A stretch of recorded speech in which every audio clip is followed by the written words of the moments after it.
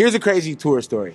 So I'm on my way to Canada. I'm on this tour with the good homie Kindness. And I remember that we had a weird bus driver. I don't know the company. I wouldn't out them right now because the story gets weirder. But we're riding up to Canada, and I remember it was after a long show, I think in like Portland or something. And we get to the border, and I remember our bus driver, he always was about some crazy stuff. He always would talk hella reckless and would say stuff like, you know, only things I love more than life is moonshine, guns, and whiskey. Like, you know what I mean? Stuff like that, that really puts you, he said that in the first email, you know what I mean, that he sent to the group. So I always felt like there was a little bit of a funny thing going on. So I remember talking to him, and before we got to the border, he was kind of nervous because he told me one time he almost didn't make it.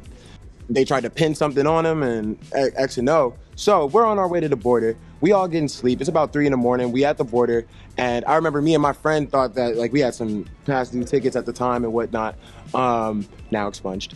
We thought would prevent us from getting through the border. And they talked to us, the Border Patrol talked to us, and they were like, no, y'all good. But y'all's bus driver though? Like, we need to speak with him. And I remember getting back on the bus, you know, it's late at night. We're like right across from like a Winn-Dixie, and also simultaneously right across from the border.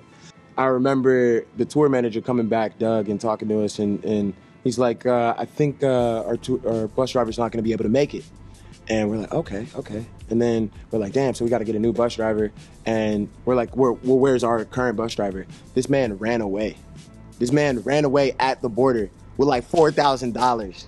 This man ran away at the border with $4,000. Doesn't hit us up until like 3 days later, and then he sends us like an email or something. It's like, I panicked, like, you know, all this other stuff. But by then it was too late, and we had heard he was like stealing gas money, like he was lying on like the stats or whatever and everything. Crazy. So that was a very crazy tour story. But we wound up having an awesome bus driver replacement and finished the tour swimmingly.